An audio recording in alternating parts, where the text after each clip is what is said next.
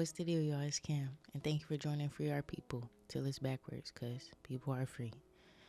I'm not here to force your mind, but I'm here to free it. I'm here to open your mind and rethinking what you were taught your whole life and what we commonly accept and don't truly think about. In today's talk, we're going to be talking about the divide and conquer strategies that are being used today to separate and divide the people to keep us distracted and focused on things that have little matter or importance instead of the things that we really need to be focused on or fighting for today. Let's get straight into it. If I had to put the system in which the world operates now into an analogy, I would most closely represent it as a game. Two games in particular come to mind. The first is Monopoly. Why do I say Monopoly? Because the goal in Monopoly is to gain as much assets, meaning property and money, as you can, while also being able to capitalize or trade and negotiate with your opponents while offering them as little as possible in the deal or negotiation. What does that sound like today? Taxes, inflation, capitalism. With chess, the goal of the game is to capture your opponent, but you should always be thinking 2 to 3 steps ahead so that you can predict the moves of theirs of your opponent, and to make sure that your future actions or decisions trumps theirs every time. You also in chess have to be willing to make sacrifices, meaning sacrifice the weaker opponents or your weaker pieces in order to gain the bigger ones or the bigger victory in the end. What does that sound like? This government, the world today, how they treat their people, how people treat people nowadays to gain money or to gain assets or to gain whatever their victory may be. These are the two games that I feel like fundamentally represent our world and how it operates today. And in particular, there's going to be a book that I want to show you that I brought up in the beginning in my intro video if you're here, but if you were not, there's an ex-government whistleblower, and God rest his soul, his name is William Cooper, and he made a book called Behold a Pale Horse, and in it he had legit government documents, he had government findings and his own findings and personal research that he spent countless years to find and to develop to share with us. So I'm going to show you 2 pages in particular that is their legit divide and conquer strategies for the world. And the most important one is diversion. It's to keep the people distracted, to keep us focused on other things. And when I say other things, I mean entertainment. I mean what we see, the shows, the movies they put out, games, things that keep us distracted, reality TV. Like I said, our favorite shows, our favorite movies that come out, favorite franchises. And then on top of that, you have war, you have disputes within our economy, out of the country. We have government and war and military based. All of these things to keep us divided and distracted. And the top most common and 3 that I'm going to break down individually that I feel like is represented, especially now in America, to keep us divided, is color, sex, and sexual orientation.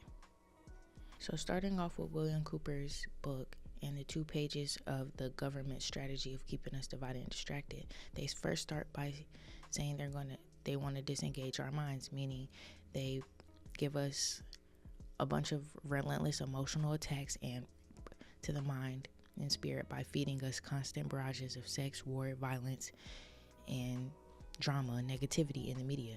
So we're constantly getting fed negativity. Our mind is constantly being clouded and blocked and fed what they want us to see and feel, which is trauma daily, pain daily, people using people for money or things, or fabricated needs, our material needs just heightened all the time based on what we see and what we consume. The second is keeping our education not real, rewriting history, keeping us not hip to what real history is, what's real and what's fake, basically contorting reality to be what they want us to believe. So basically what you learn in school, what they were teaching heavily about, Egyptianism and the pyramids and whatnot, but that's for a whole nother video. Basically fake education. And another way they wanted to keep us distracted is keeping us busy working, having all these jobs that better help them, better help their companies, better help them capitalize and off the backs of us, build their type of world for them with no benefit to us off the backs and labor of us. They also want to keep entertainment below a sixth grade level, meaning anybody can consume it, whether it be, like I said, reality TV, whether it be these movies with hella trauma and violence in them. They want it still to be dumb enough and dumbed down enough to where everybody can still consume it. We're all collectively learning and feeling and going through whatever they want us to go through and believe and think and behave like. So that is it on a broader general sense level. So like I said, once you get deeper into it and you break these things down into what I think are the most prominent today, you got color. When you really think about it, that's a social construct, meaning humans created that once again so we can wrap our mind around what we perceive and understand the world to be. But I always like to use animals as an analogy for this because, you know, a lot of people nowadays like to compare themselves to animals, but what makes us key and separate from animals is our conscience, meaning our ability to know and to do right from wrong. They act off instinct. But one thing that I do feel like we should become common with animals is how we perceive one another. You know, animals don't, let's just take squirrels. They don't look at another squirrel and like, oh, that brown squirrel is lesser than me. I'm more superior than this squirrel. I have more abilities than this squirrel because we're different colors. That squirrel can do less or more than me because of that. It just makes no sense. So as with humans, your color does not matter. Race doesn't matter. And I would argue also for another video that everyone with the power of tongue has the power to be racist because you have the power to put someone down no matter what your color is. So that's one way that we keep ourselves divided and separated, focus on minimal things like such as that. And it's funny because the US most heavily focuses on this. I will also argue that even other countries or third world countries don't focus on this as heavily. Second thing, sex, gender inequality. Once again, you can bring this back to the animals. You really can't tell if you go outside and look between a woman squirrel and a man squirrel. And they don't look at each other like, oh, I'm stronger than you automatically, or I'm more emotional than you, or I'm more intelligent than you. These are things that are built, that are created. And once again, that's also a social construct. The thought or belief that we are unequal to one another. The only thing that makes us different, I would argue once again, is our body parts. But once again, that's for a whole nother video where I'll break that down. But even just the stereotypes that we have around it, these things that this gender war that we have going on, or men ain't women ain't men do this more than women do this more than men, instead of focusing on what's really going on in the world, the war, the violence, the children, all of the things that really matter. And instead of working together and using our differences or our weaknesses and strengths to help one another, we use them to go against each other instead of each one teach one. Why not help that person become as strong as you? Why not help that person become as emotionally inept as you? Or not inept, well, maybe so. Yeah, you get the point. And then lastly, we have sexual orientation.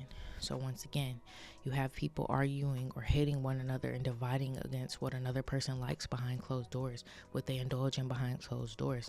Now, once again, this is for another video. I will argue that just having, casual sex willy-nilly is dangerous to both parties in a spiritual sense, due to it being a spiritual war going on right now. But like I said, that's for another video. And all to say, it's still not your place to judge or go as far as to impede on somebody else's lifestyle to make them feel bad about themselves or lead them to want to commit suicide. Or like I said, just stopping people on the street nowadays and condemning them, or having hate groups, or having even laws nowadays in like Africa where you can kill people that are of the LGBT. Things, like I said, minute, minimal things that we're focused on, that they want us to be focused on and indulge in and attack each other, so they don't even have to do that. They can just sit back and watch the cycles repeat and repeat and repeat and unfold. And they don't even have to lift a finger because the war starts in our mind, and that's what they feed us. That's what we project out, and it just keeps going because no one wants to raise awareness. No one wants to be aware of these things. But these are the strategies that they use, that they have used, and they've conquered, and it worked, and it has worked until we become aware and acknowledge these things, raise awareness, and then stop, take the steps to stop and become focused on other things, to unite, to teach one another one of these things, to And if we can't come to a common general agreement, agree to disagree. Instead of arguing always to be right, fighting to be right, to be the most right person in the room, instead of fighting to understand, to hear, and to listen to that other person. Lastly, just to wrap up and end on it, another page that I really want to touch on in William Cooper's book is the table of strategies. How do they do this? They want less conformity to get disorganization. They want proper timing, meaning the 444 is what we think is the exact timing, but it's constant and it's often. They want to be able to shift data. They want us to be able to think what they believe. Once again, if you maximize the control, then it's minimal resistance. Once again, if you collapse the currency, which is they're going to be beginning to do soon to another video, then they destroy the faith in American people and each other. Once again, ultimately to cause chaos and us to fight and look at each other instead of the person and the people that are actually running all of this. But that's all I have for today, y'all. Like I said, make sure you comment, like, share, subscribe. Comment things you don't know about, you want to hear about, you want to see me talk about, or you're scared to talk about. And like always, y'all, stay blessed.